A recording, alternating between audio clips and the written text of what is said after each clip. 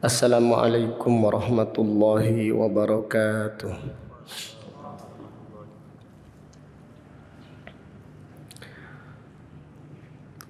Innal hamdalillah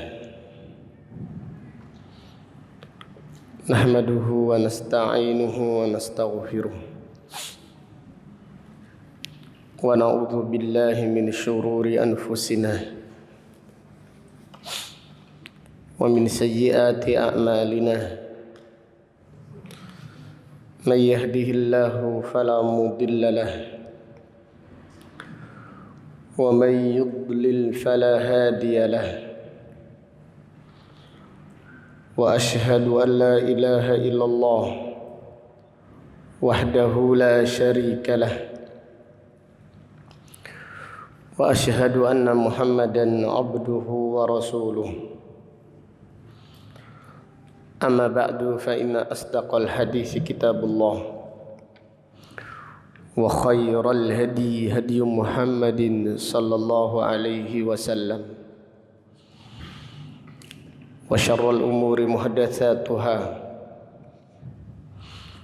wa kullu muhdatsatin bid'ah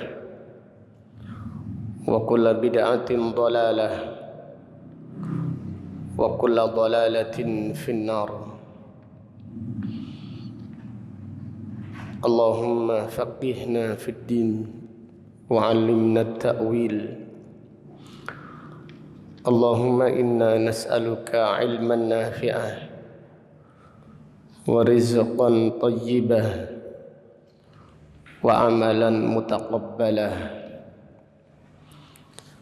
Allahumma inna na'udzubika min 'ilmin la yanfa'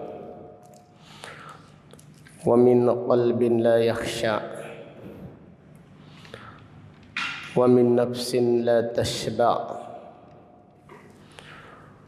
wa min da'watin la yustajabu laha. Alhamdulillah, pada pagi yang berbahagia ini, hari Sabtu tanggal 9 bulan Safar tahun 1445 Hijriah. Dengan izin Allah Ta'ala, kita melanjutkan kembali kajian kitab ringkasan Sahih Muslim lil Hafidh Al-Mundhiri rahimahullahu ta'ala rahmatan wasi'ah.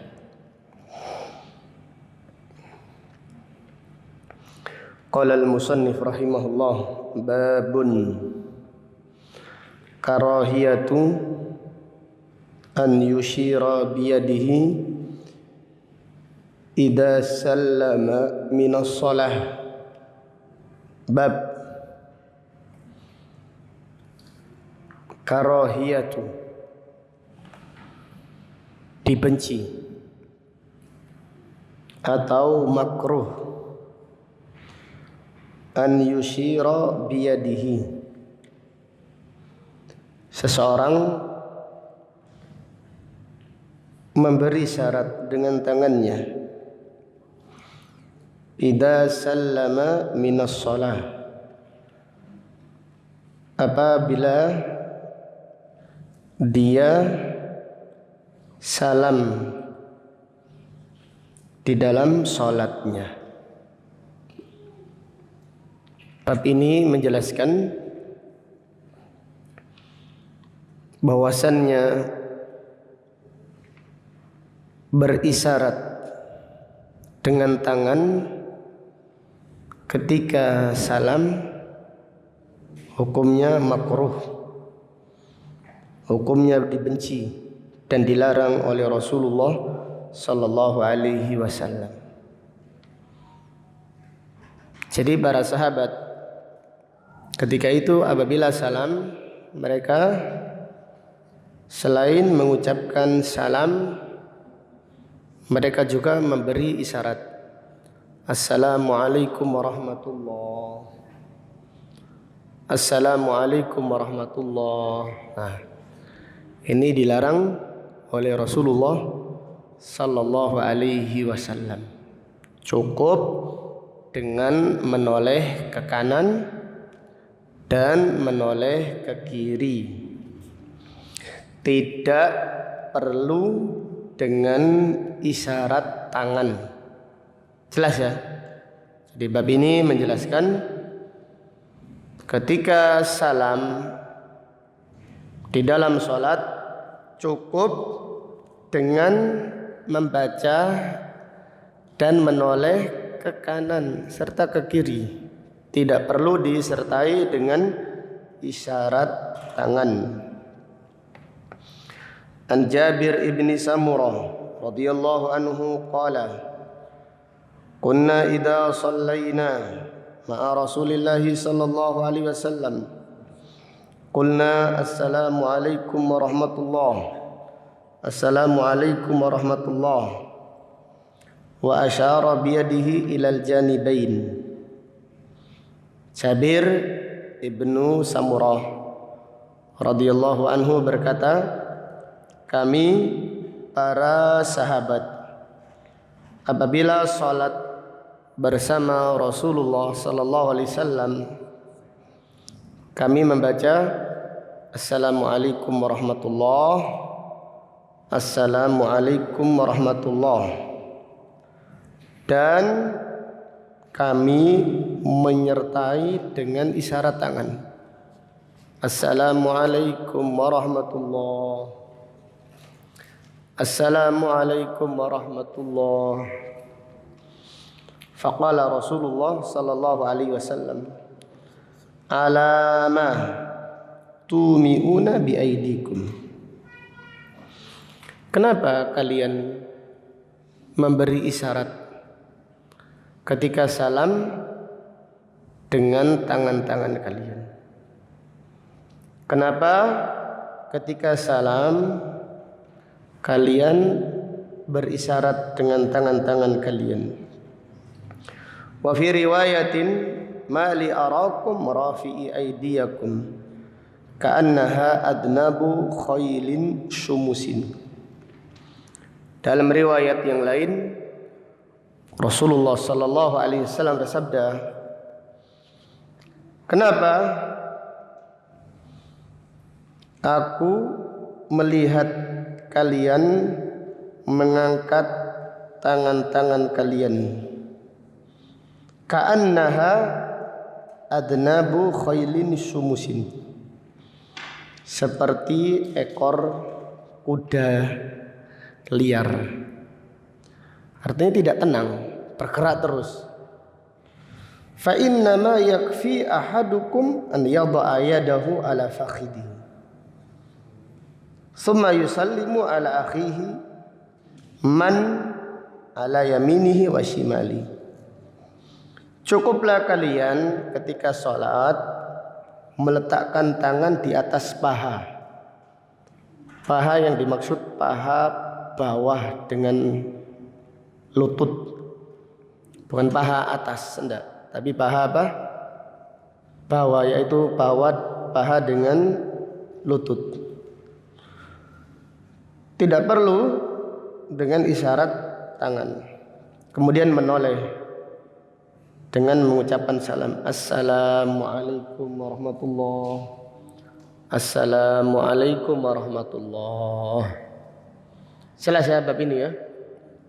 Bab ini menjelaskan larangan ketika salam disertai dengan isyarat apa? Tangan.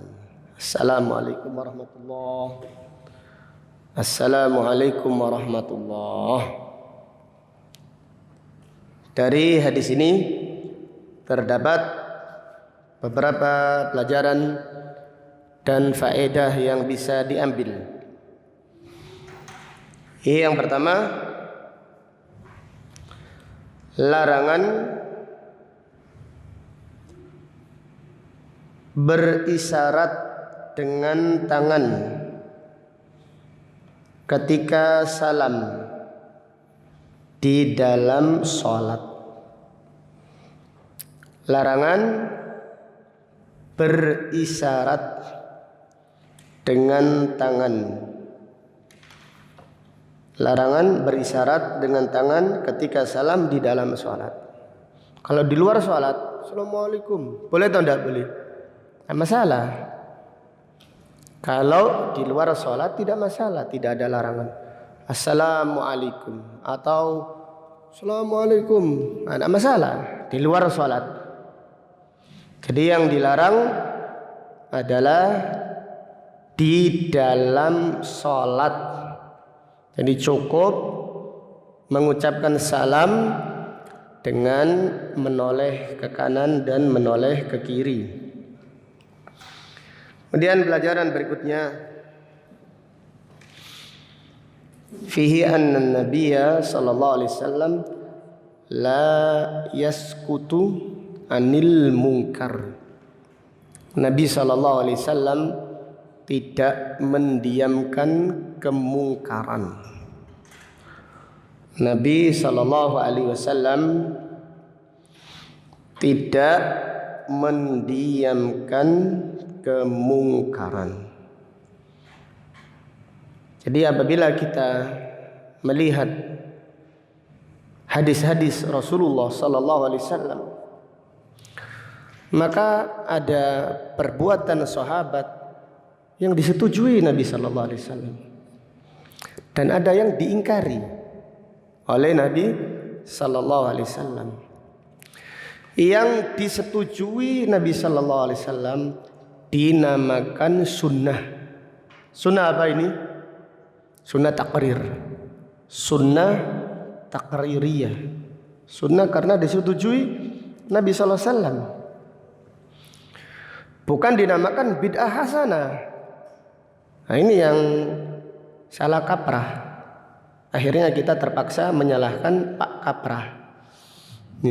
Jadi yang disetujui Nabi sallallahu alaihi wasallam dinamakan bid'ah apa? Hasanah. Ini dari mana ini?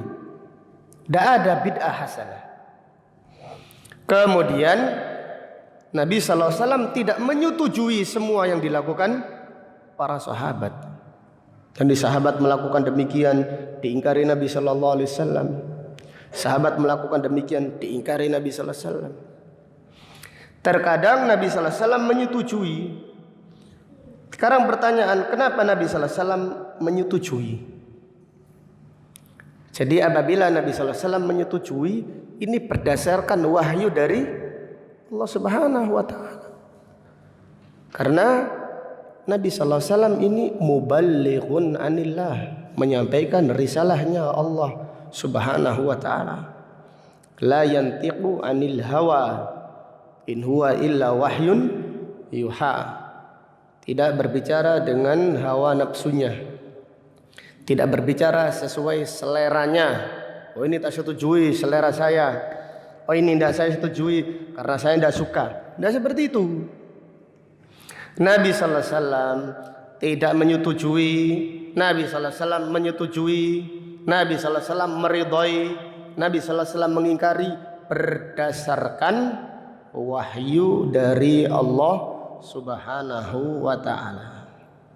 Jadi hadis-hadis semacam ini adalah bantahan kepada pengikut aliran yang membolehkan adanya bid'ah hasanah.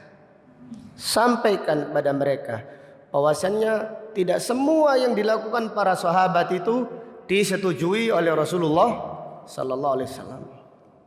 Dan Nabi sallallahu alaihi wasallam apabila menyetujui itu pun bukan karena suka-suka gue, bukan sesuai selera beliau, tetapi berdasarkan apa?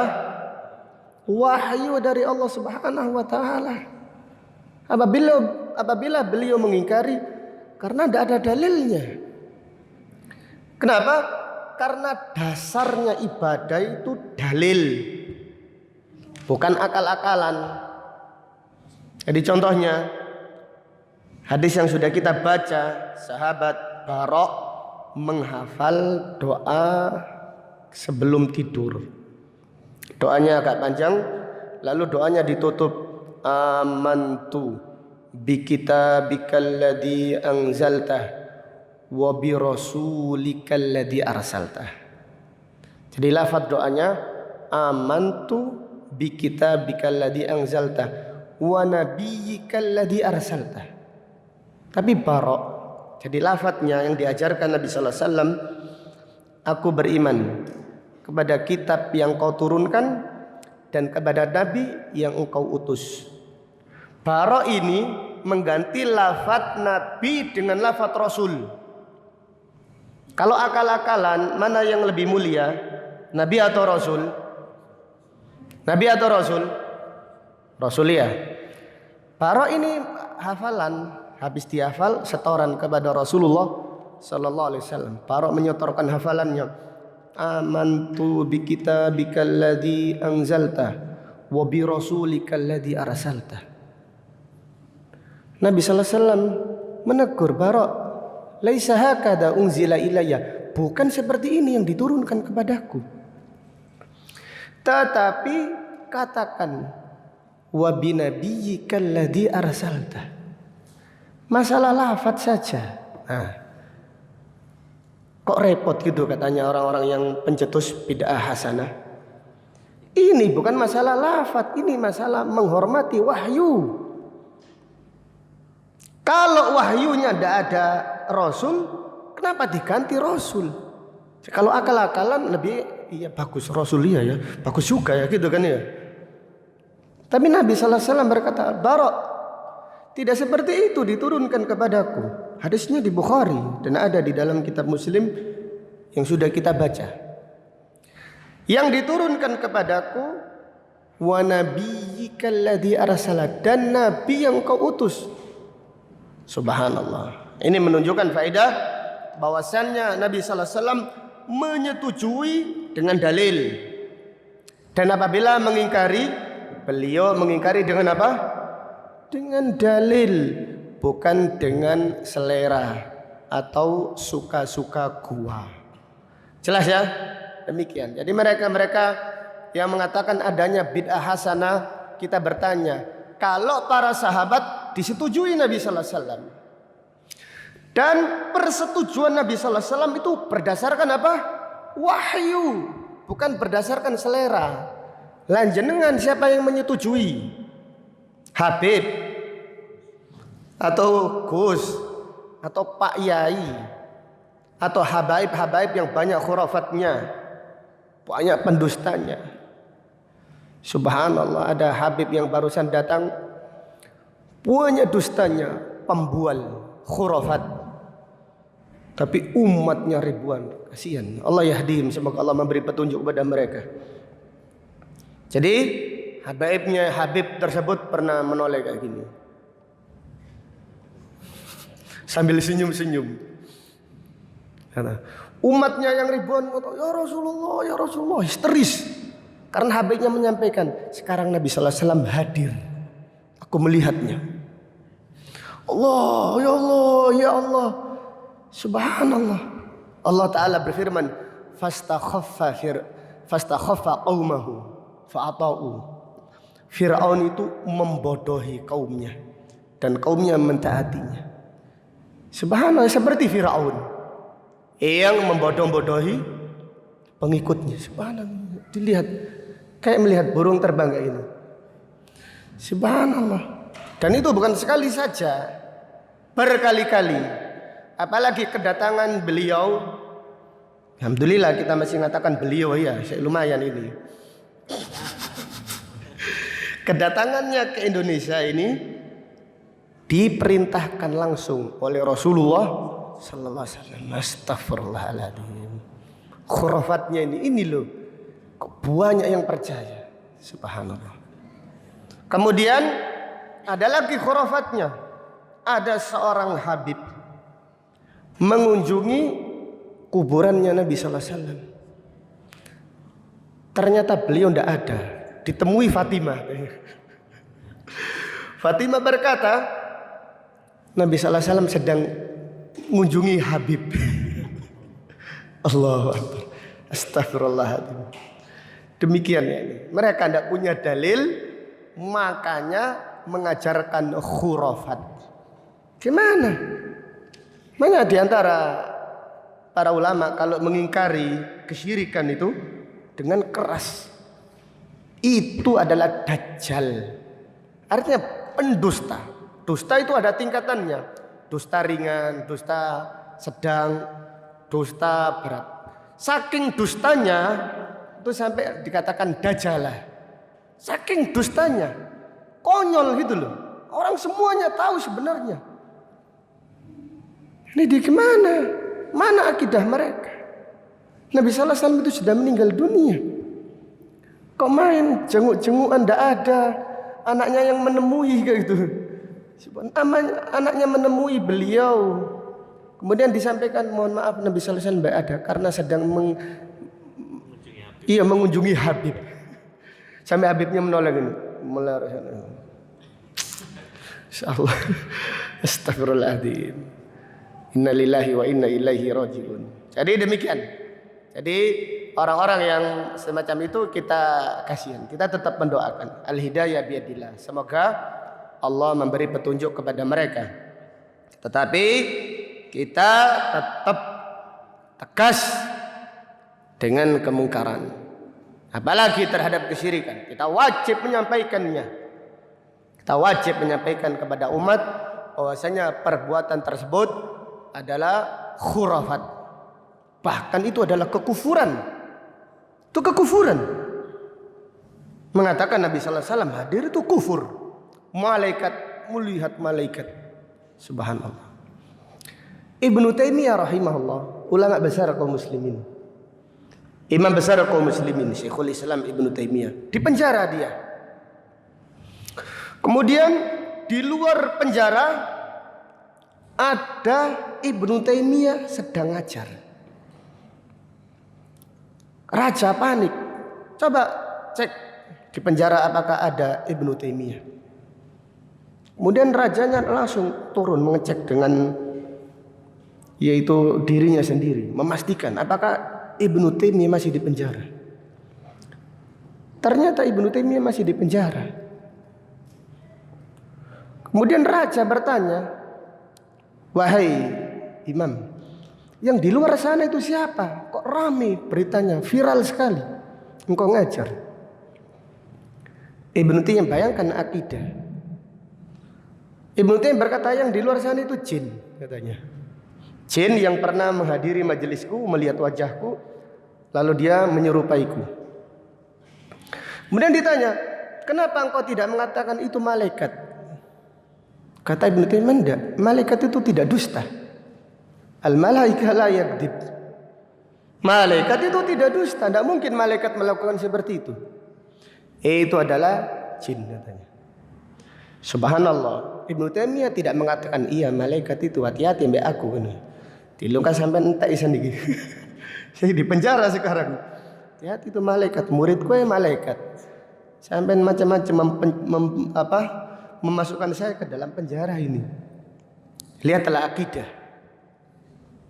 Tidak yaitu atau menghalangi seorang itu berdusta atas keyakinannya atas nama Allah Subhanahu wa taala. Kalau jin dusta itu biasa. Itu kemungkinan jin. Kenapa tidak malaikat? Tidak, malaikat itu tidak dusta. Malaikat menyerupai aku kok dusta di sana? Tidak. Itu bukan malaikat. Kalau jin iya. Kalau jin, kemungkinan jin yang menghadiri majelisku lalu dia di sana membuat keonaran. Demikian. Wallahu taala a'lam. Kita lanjutkan bab berikutnya. Itu tuh di mau ke pengajian lagi. Ya gara-gara viral ada Habib datang. Nah, intinya seperti itu. Viral Habib datang, tetap kita walaupun kalau dikatakan sampean apa kono kukune Habib ya enggak apa-apa. Kono kukune atau ada ujung rambutnya sekalipun enggak masalah. Tidak masalah sama sekali. Tetap kita mengamalkan hadis Rasulullah sallallahu alaihi wasallam, la tazalu ta'ifatun min ummati dhahirina 'alal haqq la yadurruhum man khadalahum wala man khalafahum hatta ya'tiya amrullah. Akan senantiasa ada sekelompok kecil dari umatku yang selalu menampakkan kebenaran, tidak membahayakan mereka kedengkian orang-orang yang dengki dan perselisihan orang-orang yang menyelisihi, hatta ya'tiya amrullah, sampai datang keputusan dari Allah Subhanahu wa taala. Di antara khurafat Habib tersebut mengatakan bajunya wali itu karomah. Bajunya wali itu karomah. Kemudian Habib tersebut, Habib yang jahil tersebut mengatakan seperti bajunya Nabi Yusuf alaihissalam ketika dilemparkan di wajahnya Nabi Yakub. Tiba-tiba Nabi Yakub yang buta 40 tahun seketika itu juga langsung bisa melihat. Ini menunjukkan bahwasanya bajunya orang-orang soleh itu karomah. Kita mengatakan, Bib, kalau belajar jangan setengah-setengah. Inti itu jangan ngawur, Bib. Bajunya Nabi Yusuf alaihissalam barokah. Karena keringatnya para nabi dan para rasul itu barokah. Dan itu mukjizat dari Allah Subhanahu wa taala. Kita ini disunnahkan untuk ngambil berkah dari jasadnya para nabi dan para rasul. Jadi Nabi sallallahu alaihi wasallam ketika haji wada, rambutnya ini dibagikan kepada para sahabat. Keringatnya Nabi sallallahu alaihi wasallam itu diambil Ummu Sulaim. Ummu Sulaim itu ibunya Anas. Dan Ummu Sulaim itu bibi Rasulullah sallallahu alaihi wasallam. Bibi apa? Susu, bibi persusuan. Keringatnya ini diambil. Lebih harum daripada minyak kasturi. Lang keringatnya Habib. Astagfirullah. Audzubillah. Lebih kecut daripada jeruk nipis. Iya, apa yang barokah? Barokah dari mana? Jadi subhanallah. Ini barokah dari mana? Ini semuanya khurafat.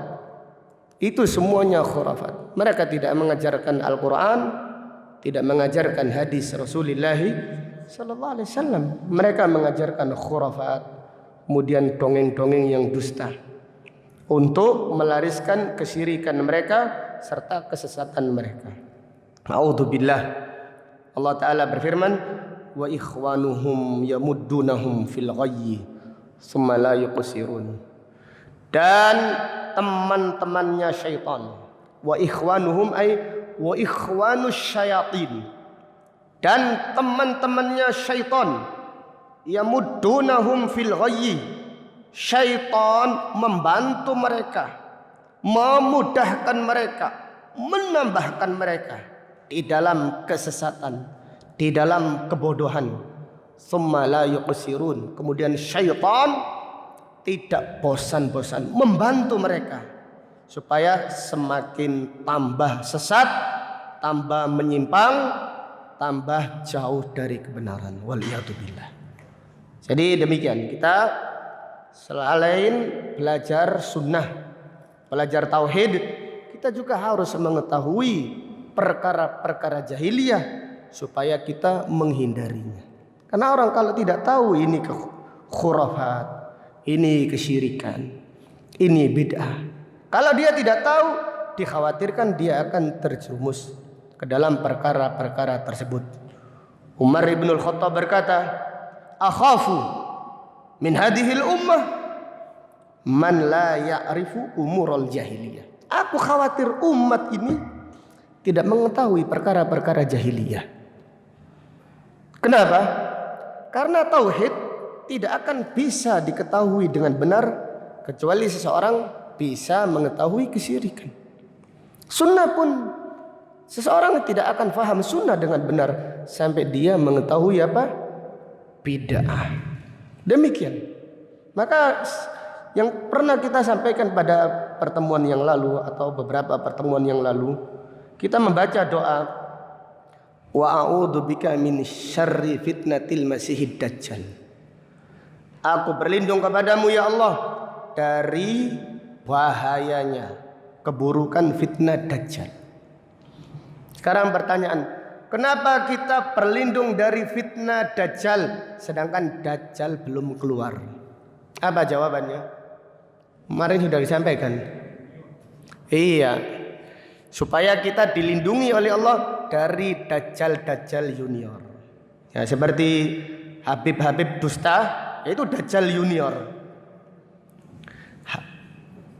Habib dusta, kadzabin, al-habaib al-kadzabin. Habib yang pendusta, yang melegalkan kesyirikan, itu adalah Dajjal junior. Kalau dengan Dajjal yang murid saja banyak yang terpengaruh, apalagi ketika Dajjal yang imamnya Dajjal keluar nanti, lebih membahayakan lagi. Coba dibayangkan, Habib itu hanya melerek gini aja, tidak bisa apa-apa, ngaku membual saja.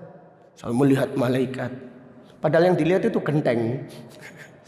Iya, lihat layangan.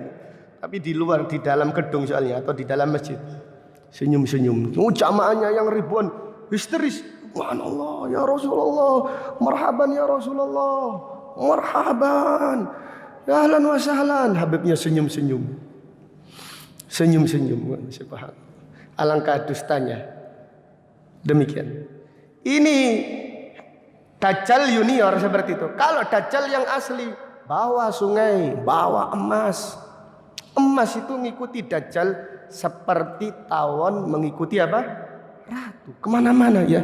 Banyak, semua penduduk bumi menjadi pengikutnya Dajjal, kecuali ahlul hadis, kecuali orang-orang yang istiqamah di atas sunnah Rasulullah sallallahu alaihi wasallam. Jadi kita disyariatkan atau bahkan ditekankan, sebagian ulama mengatakan diwajibkan membaca doa tadi. Wa a'udzubika min syarri fitnatil masihid dajjal, supaya kita dilindungi oleh Allah dari dai-dai penyesat umat. Dai-dai yang menyesatkan umat adalah dai-dai yang melegalkan bid'ah, melegalkan kesyirikan, melegalkan khurafat jahiliyah. Padahal para nabi dan para rasul, padahal Nabi Muhammad SAW diutus oleh Allah untuk memberantas kesyirikan dan memberantas tradisi-tradisi jahiliyah. Wallahu ta'ala a'lam. Kita lanjutkan bab berikutnya. Babun ma yuqalu ba'da taslimi minas shalah. Bab doa setelah salam dari sholat. Bab ini dan bab-bab seterusnya menjelaskan disunnahkannya berzikir setelah sholat.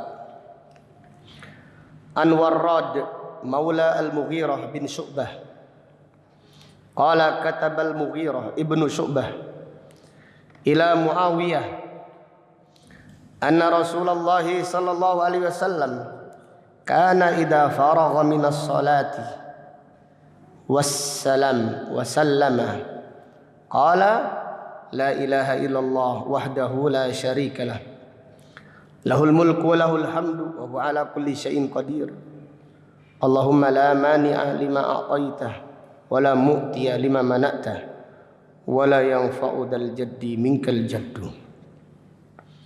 Dari Warrad, budak yang dimerdekakan, sahabat Mughirah ibnu Syu'bah. Sahabat Mughirah ibnu Syu'bah adalah sahabat yang sangat cerdik, sahabat yang sangat cerdas.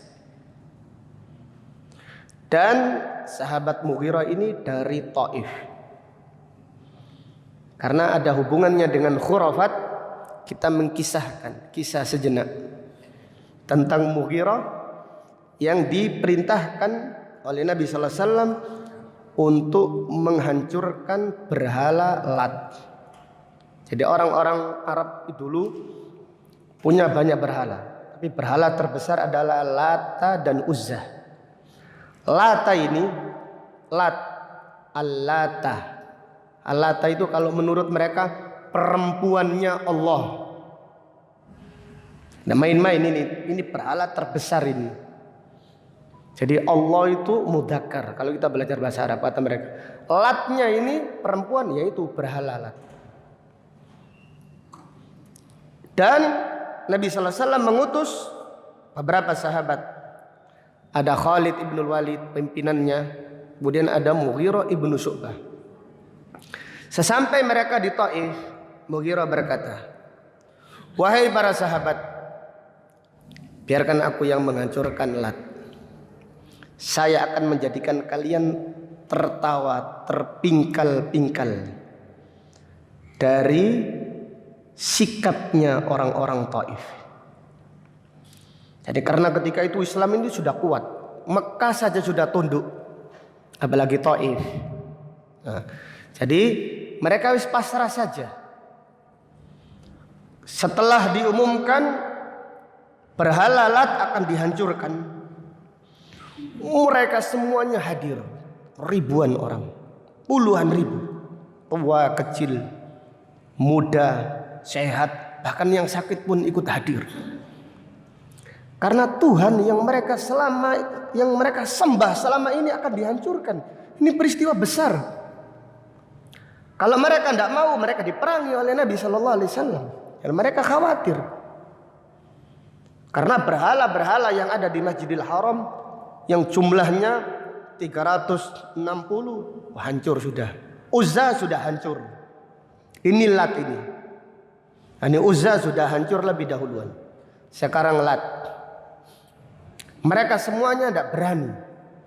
Bahkan yang sudah masuk Islam, masih dekat dengan zaman jahiliyah, baru-baru masuk Islam, masih takut. Mughirah berkata kepada para sahabat, "Jangan khawatir, aku saja yang melakukannya. Saya akan menjadikan kalian tertawa, terpinggal-pinggal dengan apa yang dilakukan oleh orang-orang Taif." Mughirah ini langsung ngambil kapak. Dengan gagah berani dia berkata, "Wahai bangsa Taif." Dan dia ini dari Taif. "Saksikanlah, saya Mughirah bin Syu'bah akan menghancurkan Tuhan kalian." Kemudian setelah itu Mughirah langsung pura-pura jatuh. Mughirah pura-pura jatuh, tersungkur. Orang-orang Taif pun langsung menjerit, "Hidup Lat, hidup Lat." Kemudian Mughirah semakin kejat-kejat. Tahu ya? Tersungkur, pura-pura kejat-kejat. Mereka, "Wah, hidup Lat." Semuanya, ribuan orang semangat. Sampai mereka itu, Mughirah ini langsung bener-bener pura-pura mati dia. Habis kejat-kejat mati. Akhirnya mereka menantang, "Wahai sahabat Muhammad Sallallahu Alaihi Wasallam, siapa lagi yang mau melawan Tuhan kita? Hidup, hidup Tuhan Lat, hidup Lat." Sampai ketika histerisnya sudah selesai, mereka bergembira karena Tuhannya ternyata sangar juga. Hebat, main-main ini. Ini mereka menyembahnya itu bukan tahunan atau puluhan tahun. Ini sudah ratusan tahun disembah. Ini ratusan tahun disembah ini. Tidak main-main, sudah turun-temurun. Ini khurafatnya ini sudah mengakar. Di saat mereka histeris, di saat mereka dalam keadaan merasa menang, Mughirah bangkit lagi. Tiba-tiba Mughirah langsung berdiri. "Wahai orang-orang Taif, mana otak kalian? Saya ini sehat walafiat. Saya ini tidak ada apa-apa. Saya ini sehat walafiat. Ini tidak bisa apa-apa, ini batu." Kemudian saksikan ini kepalanya dihantam oleh Mughirah. Mereka kesakitan mereka tuh. Padahal yang dipukul adalah batu. Mereka menjerit kesakitan. Saking pengagungannya yang sangat besar kepada berhalanya. Dari atas sampai bawah. Dintekno sama Mughirah. Kemudian Yang memegang kunci ini takmir masjidnya, yang takmirnya, takmir. Iya, takmir itulah berkata, hei Mughirah, ini belum apa-apa, ini pondasinya nanti akan ngamuk. Pondasinya ini yang atas, ini belum. Kekuatan berhala Tuhan kita ini di bawah katanya. Kata Mughirah, baik, kita tunjukkan. Langsung didongkel semuanya sampai taman tanahnya. Ada seorang wanita mengatakan, taban, celaka kamu wahai Tuhan katanya. Kamu ternyata tidak bisa apa-apa. Ternyata kamu itu benar-benar batu ternyata. Tiba waktu temenan jadi baru percaya mereka. Setelah histeris, setelah merasa menang, ternyata Mughirah bangkit lagi. Kemudian dihancurkan sehancur-hancurnya. Bahkan saat dongkel-dongkelnya, oyat-oyatnya dikeluarkan. Pondasi-pondasinya paling bawah. Bahkan Mughirah melebihkan, tanah-tanahnya dikeluarkan, ini sudah tidak ada lagi. Subhanallah. Setelah itu wanita-wanita mereka yang ada yang mengatakan, ternyata selama ini kita benar-benar menyembah apa? Batu, dibohongi oleh pimpinan-pimpinan mereka. A'udzubillah. Jadi demikian tambahan faedah sekilas tentang Mughirah ibnu Syu'bah. Jadi kita ini tidak boleh percaya khurafat-khurafat jahiliyah. Tidak boleh kita yaitu mempercayai khurafat-khurafat jahiliyah. Mughirah ibnu Syu'bah menulis surat kepada Muawiyah, yang ketika itu Muawiyah adalah khalifah kaum muslimin. Mughirah di dalam suratnya menulis, anna Rasulullah sallallahu alaihi wasallam kana idza faragha minas salati wa sallama qala. Rasulullah sallallahu alaihi wasallam apabila selesai salat dan selesai salam, beliau membaca doa, la ilaha illallah wahdahu la syarikalah. La ilaha illallah, tidak ada sekutu baginya, tidak ada sembahan yang hak kecuali hanya Allah semata. La syarikalah, tidak ada sekutu baginya. Subhanallah. Ini menunjukkan agungnya tauhid. Semua doa yang diajarkan Rasulullah sallallahu alaihi wasallam kandungannya adalah kandungan tauhid. Jadi semua doa. Jadi kalian coba pikirkan, doa apapun yang disunahkan Nabi sallallahu alaihi wasallam adalah doa yang kandungannya tauhid. Surat saja atau ayat yang dianjurkan dijadikan dzikir pagi, petang, dzikir tidur, dibaca ketika salat adalah surat-surat atau ayat-ayat tentang tauhid. Seperti surat Al-Fatihah yang kandungannya tauhid. Ayatul Kursi tauhid. Qul ya ayyuhal kafirun tauhid. Al-Ikhlas, Al-Falaq, An-Nas tauhid. Tidak ada zikir pagi dan petang kita membaca ya ayyuhalladzina amanu kutiba alaikumusiyam. Tidak ada. Zikir pagi dan petang kita membaca apalagi wabil walidaini ihsana. Berbaktilah kepada apa? Orang tua. Tidak ada. Jadi semua ayat-ayat yang diperintahkan untuk dijadikan zikir adalah ayat tauhid. Sehingga Nabi sallallahu alaihi wasallam selesai salat, selesai salam membaca doa yang kandungannya adalah tauhid. Lalu bagaimana mereka yang baca la ilaha illallah tetapi meyakini khurafat-khurafat jahiliyah? La ilaha illallah bukan sekedar ucapan lisan, tetapi harus dengan keyakinan hati. Lahul mulku wa lahul hamdu. Semua kerajaan hanya miliknya, dan semua pujian yang sempurna hanya miliknya. Wa huwa ala kulli syai'in qadir, dan dia maha berkuasa atas segala sesuatu. Allahumma la mani'a lima a'taitah wa la mu'tiya lima mana'tah. Ya Allah, tidak ada seorang pun yang bisa menghalangi jika Engkau memberi, Tidak ada seorang pun yang memberi jika engkau menghalangi. Wala yanfa'u dzal jaddi minkal jaddu. Dan tidak bermanfaat di sisimu orang-orang yang kaya, yaitu kekayaannya tidak bermanfaat, tidak bisa menyelamatkan seseorang dari siksa Allah Subhanahu wa ta'ala. Bab berikutnya, babun at-takbiru ba'da shalah. Bab bertakbir setelah sholat. Takbir yang dimaksud adalah zikir. Bab ini menjelaskan disyariatkannya disyariatkannya zikir setelah sholat. An Ibnu Abbas radhiyallahu anhuma qala kunna na'rifu inqida'a salati Rasulillah sallallahu alaihi wasallam bitakbir. Dari Abdullah Ibnu Abbas radhiyallahu anhuma, ia berkata, kami mengetahui selesainya salat Rasulullah sallallahu alaihi wasallam dengan takbir, artinya dengan dzikir.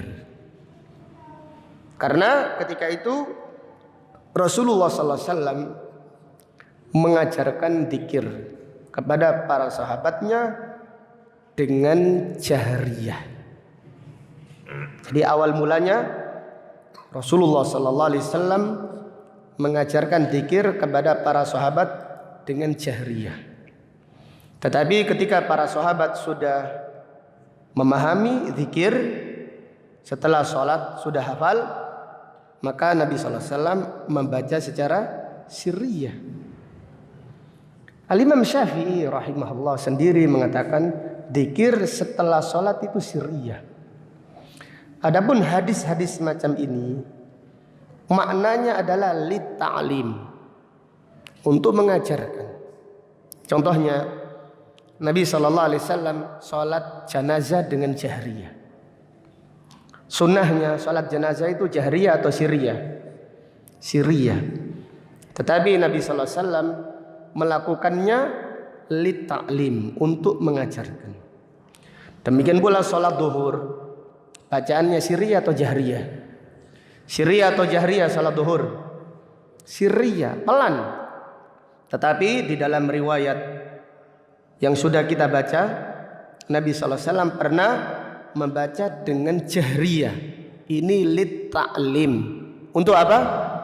Untuk mengajarkan, supaya para sahabat tidak memahami bahwasannya ketika itu Nabi sallallahu alaihi wasallam tidak membaca apa-apa, tapi beliau membaca surat, baca Al-Fatihah. Nabi sallallahu alaihi wasallam mengeraskan bacaan surat Al-A'la, sabbihisma rabbikal a'la alladzi khalaqa fasawwa. Salat zuhur dengan bacaan agak keras, tapi tidak ditartil, dengan suara yang agak keras, sabbihisma rabbikal a'la alladzi khalaqa fasawwa, dan seterusnya. Ini tujuannya lit ta'lim, untuk mengajarkan. Kemudian bab berikutnya, babun at-tasbihu wat tahmidu wat takbiru fi duburi shalah. Bab tasbih, yaitu mengucapkan subhanallah, wat tahmid, dan mengucapkan alhamdulillah, wat takbir, mengucapkan Allahu Akbar setiap selesai salat. An Abi Hurairah radhiyallahu anhu an Rasulillah sallallahu alaihi wasallam, man sabbaha Allah dubura kulli salatin 33. Siapa yang membaca tasbih setiap selesai salat 33, wa hamidallaha 33, dan dia memuji Allah, yaitu membaca alhamdulillah 33, wa kabbarallaha 33, dan dia membaca takbir 33. Fatilka tis'atun wa tis'un, berarti jumlahnya 99. Wa qala tamama al-mi'ah, lalu disempurnakan menjadi 100. La ilaha illallah wahdahu la syarikalah, lahul mulku wa lahul hamdu wa huwa ala kulli syai'in qadir.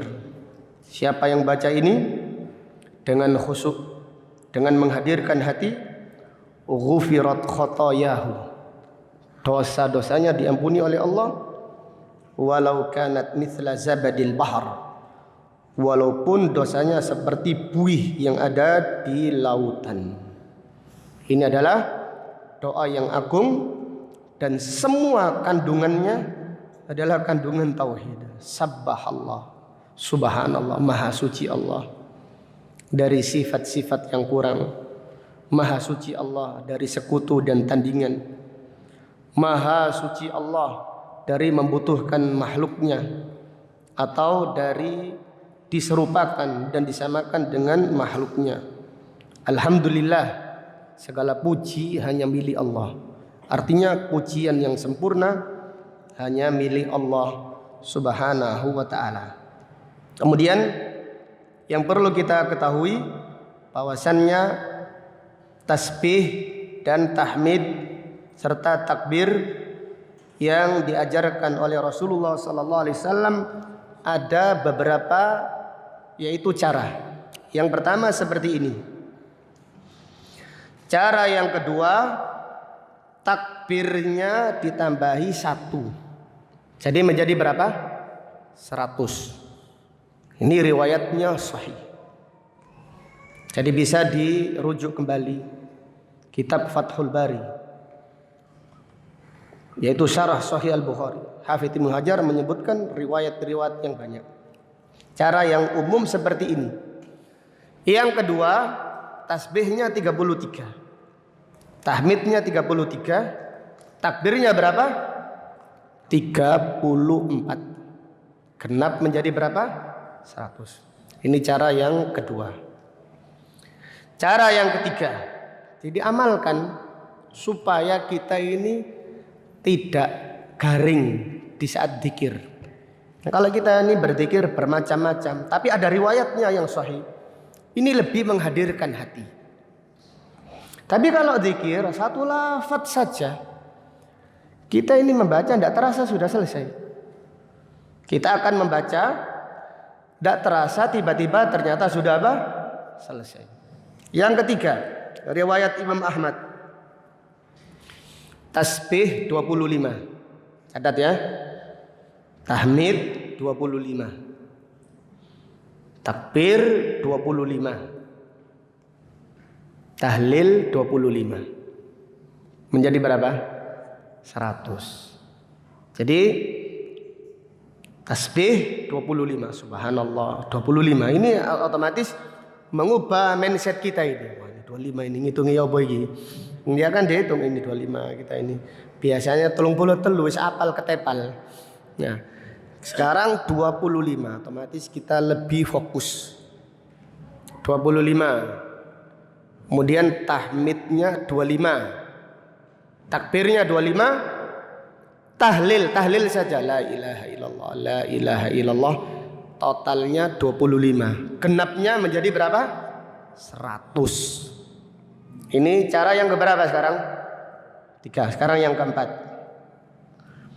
Yang keempat ini diriwayatkan Bukhari juga. Tasbih 11, tahmid 11,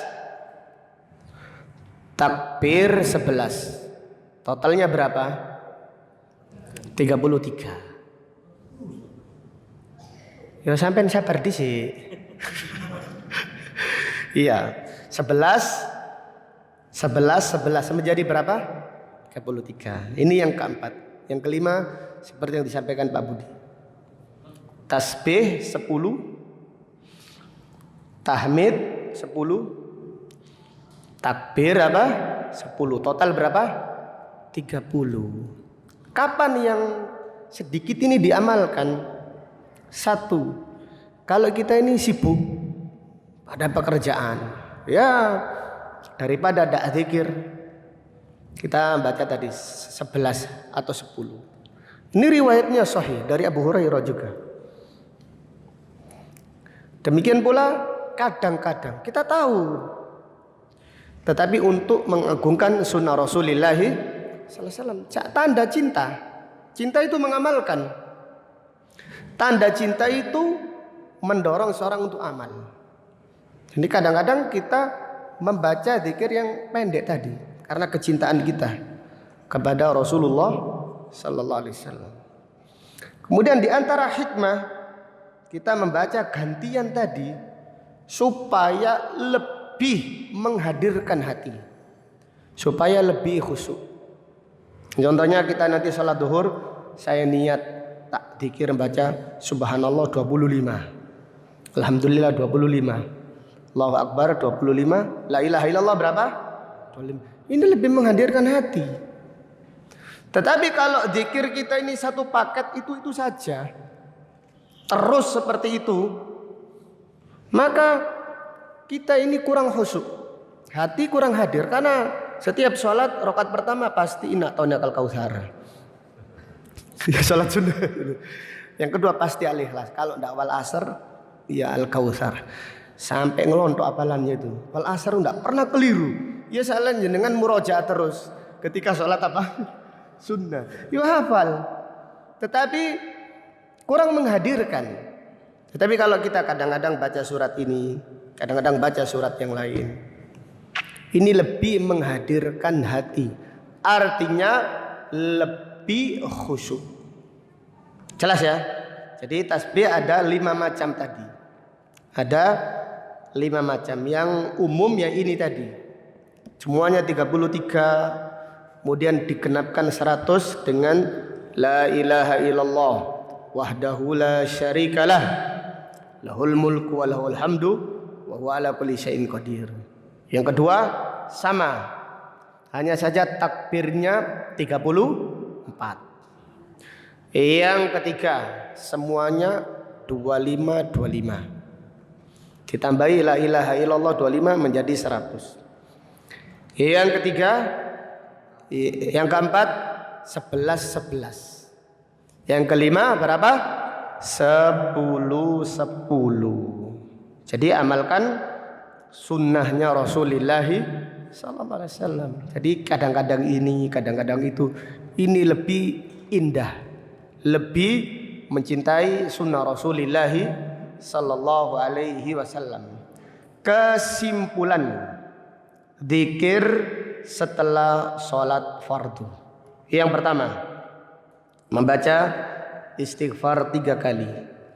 Astaghfirullah, astaghfirullah, astaghfirullah 3 kali.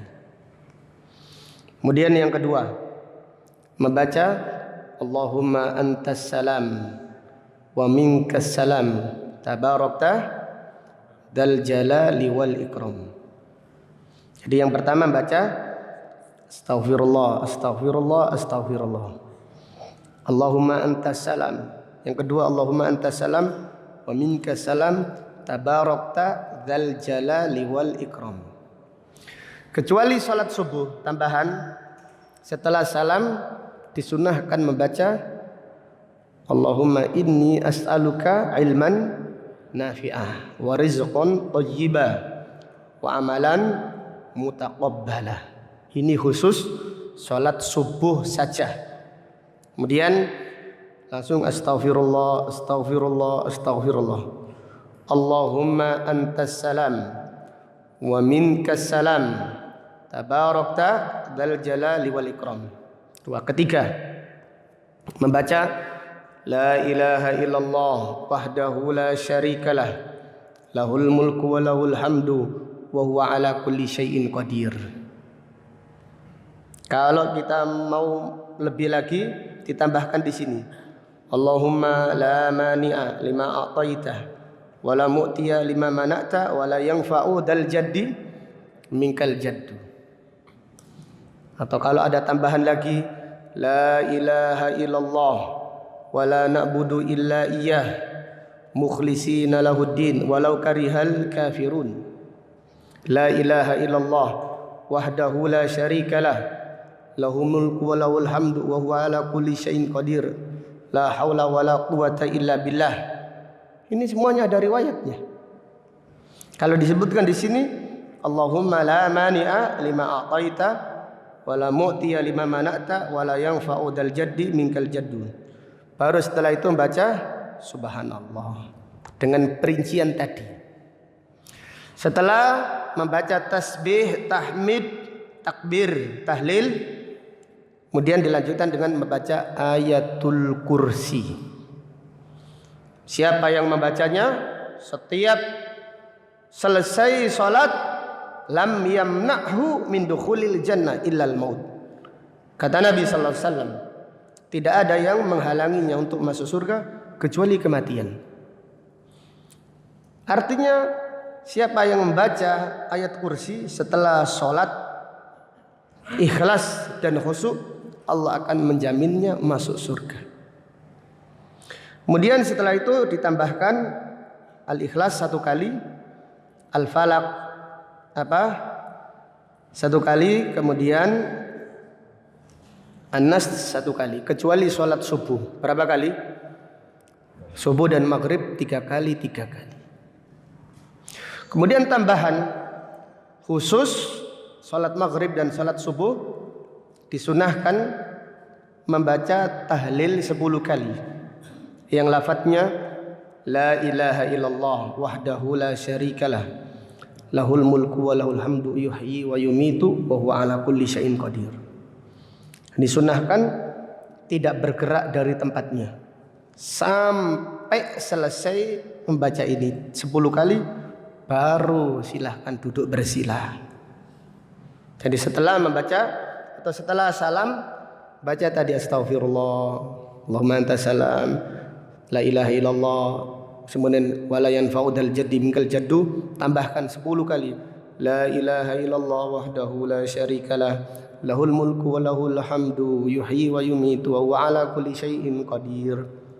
Ini terus. Kenapa la ilaha illallah? Ya terus supaya kita memperbaharui tauhid kita. Supaya kita memantapkan tauhid kita. Terus la ilaha illallah, la ilaha illallah, la ilaha illallah. La ilaha illallah wahdahu la syarikalah lahul mulku wa lahul hamdu yuhyi wa yumitu wa huwa ala kulli syai'in qadir. 10 kali untuk salat subuh dan salat maghrib. Baru kalau kita selesai baca ini, kita boleh pindah, yaitu gerakan kita. Duduk bersila. Ini anjuran saja, tidak kewajiban. Kemudian baru baca subhanallah dan seterusnya. Jelas ya? Demikian secara singkat zikir-zikir setelah sholat yang diajarkan oleh Rasulullah sallallahu alaihi wasallam. Wallahu taala alam. Sampai di sini kajian kita pada pagi hari ini. Insyaallah akan kita lanjutkan pada kajian yang berikutnya. Kalau ada pertanyaan saya persilahkan. Tafadhol barakallahu fikum. Iya, silahkan.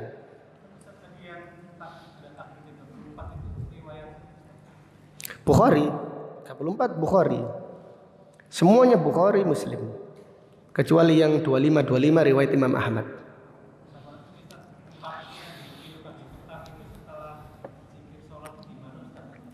Iya, pertanyaan berikutnya. Jadi pertanyaan tadi yang pertama tentang yang tambahan 34 ada juga di riwayat Imam Bukhari. Tapi kalau mau lebih detailnya bisa dirujuk kitab Fathul Bari. Yang jelas semua tadi riwayatnya sahih. Kemudian pertanyaan berikutnya, zikir pagi dan petang disunnahkan setelah sholat subuh sebelum matahari terbit, dan zikir petangnya paginya setelah sholat subuh sebelum matahari terbit, kemudian zikir petangnya setelah sholat asar sebelum matahari terbenam. Jadi kalau bisa setelah sholat subuh langsung. Setelah zikir ini baru zikir pagi petang. Kalau ada pertanyaan, bagaimana dengan ayat kursinya? Ya niatkan ayat kursi yang pertama zikir setelah sholat. Sudah rampung baru baca ayat kursi yang lain. Niat zikir pagi dan petang. Al-ikhlasnya, al-falaknya, an-nasnya kan sama-sama 3 kali. Yang pertama niatkan zikir setelah subuh. Kemudian yang berikutnya niatkan zikir pagi. Demikian. Usahakan setelah subuh langsung.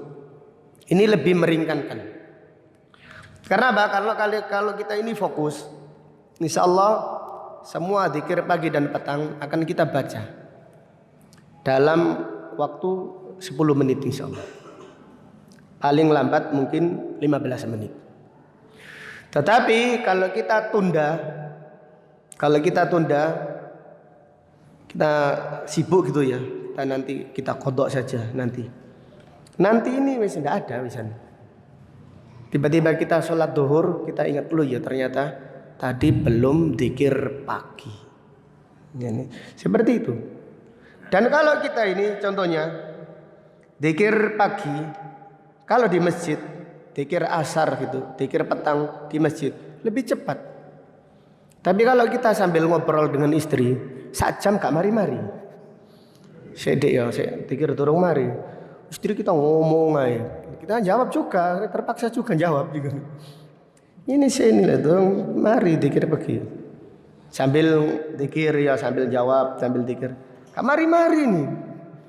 La ilaha illallah wahdahu la syarikalah, lahul mulku wa lahul hamdu 100 kali. Itu kalau fokus 5 menit dah sampai. Tapi kalau enggak fokus setengah jam enggak selesai-selesai.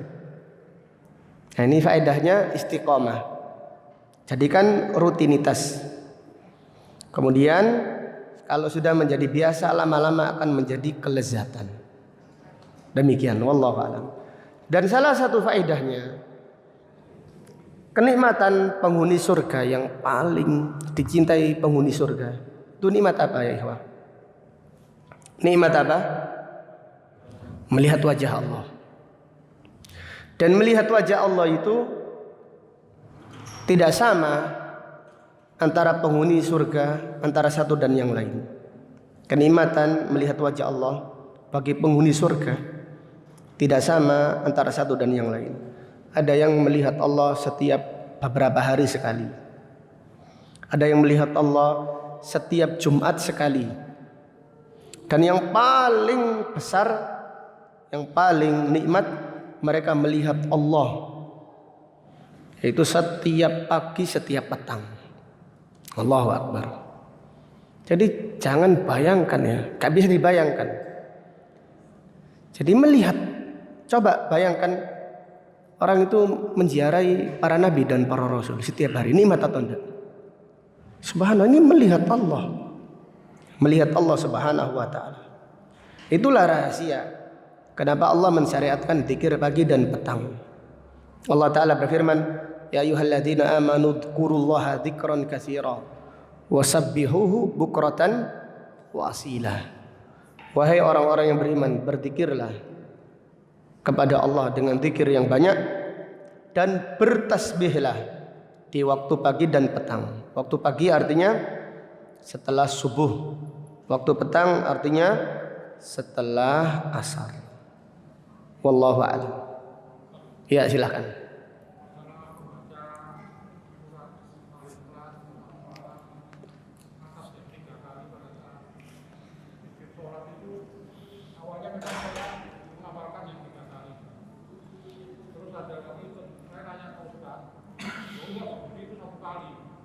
Kemudian saya browsing ya, saya cari dalilnya yang untuk masalah sholat 3 kali itu saya belum nemu. Yang ada malah yang zikir pagi petang itu. Apakah ini yang dipakai itu dalilnya zikir pagi petang? Yang sholat yang dibaca 3 kali itu zikir setelah sholat. Yang khusus subuh sama maghrib. Enggak, itu zikir riwayatnya itu zikir khusus. Bukan zikir pagi dan petang. Kalau zikir pagi dan petang enggak dibaca pada maghrib. Dibaca pada asar. Itu zikir khusus pada maghrib. Zikir khusus pada maghrib. Insyaallah nanti coba ya pada pertemuan yang berikutnya. InsyaAllah mudah-mudahan dibawakan hadisnya. Tapi yang jelas riwayatnya sahih. Sabata ani Nabi sallallahu alaihi wasallam. Jadi semua sholat satu-satu kecuali maghrib dan subuh. Kecuali maghrib dan subuh, al-falaq atau al-ikhlas, al-falaq dan an-nasnya 3 kali. Wallahu a'lam. Jadi kalau yang ditanyakan riwayatnya di mana, insyaallah kita sampaikan pada pertemuan yang berikutnya. Jelas ya? Wallahu a'lam. Ada yang lain? Cukup ya? Insyaallah.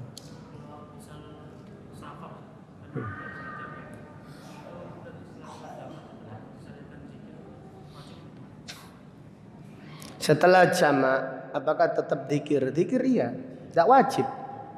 Tetapi tetap dianjurkan berzikir. Jadi setelah jamak contohnya, bukan kalau selesai jamak itu terus nggak ada dzikir sama sekali. Nggak ada dzikir tapi diganti dengan yang lainnya, enggak. Apa setelah jamak tetap dzikir. Tetap disunnahkan berzikir ba'da sholat. Wallahu a'lam. Ada yang lain. Cuma kalau kita sholatnya maghrib, otomatis dzikirnya mengikuti tata cara isya.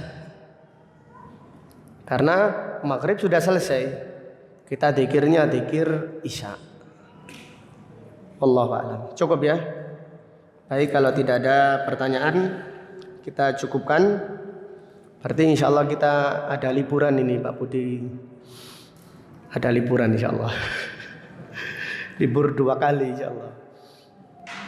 Iya Bang Jadu, 2 kali atau sekali? Sama 2 kali. Iya tak?